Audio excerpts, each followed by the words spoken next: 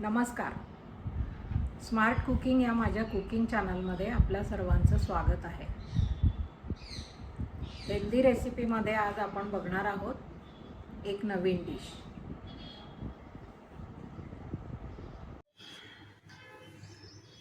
आज आपण बघणार आहोत पेरूची भाजी. त्याच्यासाठी आपल्याला लागणार आहे पिकलेला पेरू, हळद, फोडणीसाठी तिखट, मीठ, मोहरी आणि हिंग आणि तेल.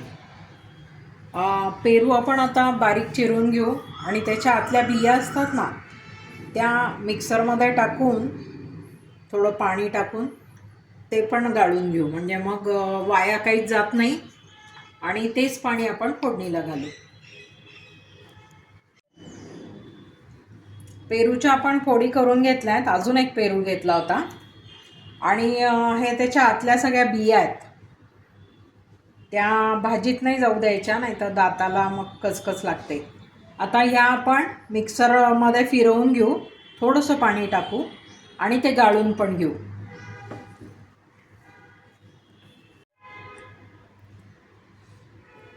या आपण बिया सगळ्या मिक्सरमध्ये फिरवून गाळ करून घेतल्या, कारण त्या बियांच्यामध्ये पण खूप टेस्ट असते.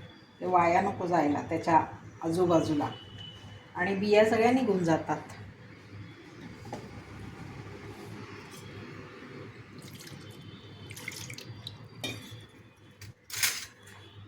हे आपण गाळून घेऊ.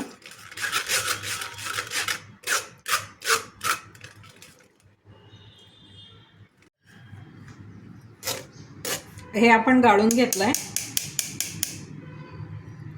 याच्यावर सगळ्या बिया आल्या, याचं आता आपल्याला काही काम नाही. आणि हे जे पाणी आहे ना हेच आपण फोडणीला फोडी घातल्यानंतर वापरू. आता आपण भाजीला फोडणी घालून घेऊ. कढईत तेल टाकलाय, मोहरी टाकली आहे. या भाजीला हिंग खूप चांगली टेस्ट देतो, म्हणून हिंग टाकायचा थोडा.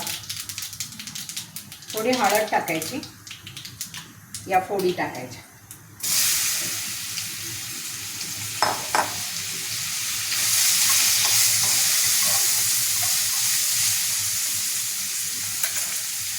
थोडंसं तिखट,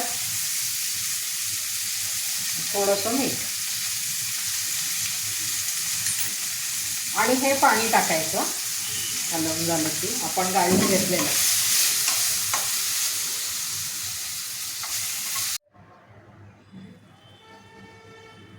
आता आपली भाजी शिजली आहे छान. एक फोड दाबून पण बघू काढून.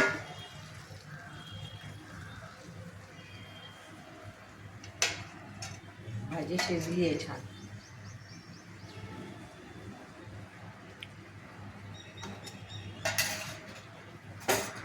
या वेळेला आपण थोडंसं दाण्याचं कूट टाकायचं आणि परत एक वाफ येऊ द्यायची.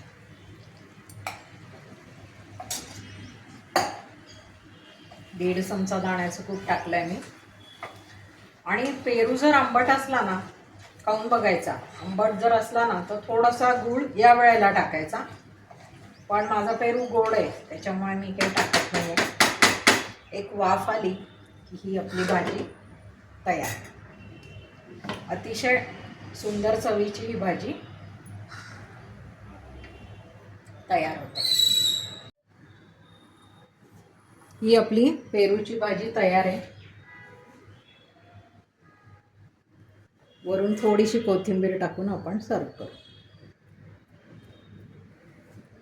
अतिशय टेस्टी होणारी ही भाजी तुम्ही नक्की करून बघा.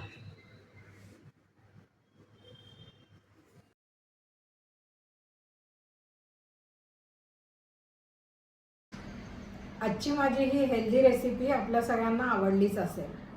आवडली असल्यास लाईक करा, शेअर करा आणि माझ्या चॅनलला सबस्क्राईब करा. धन्यवाद.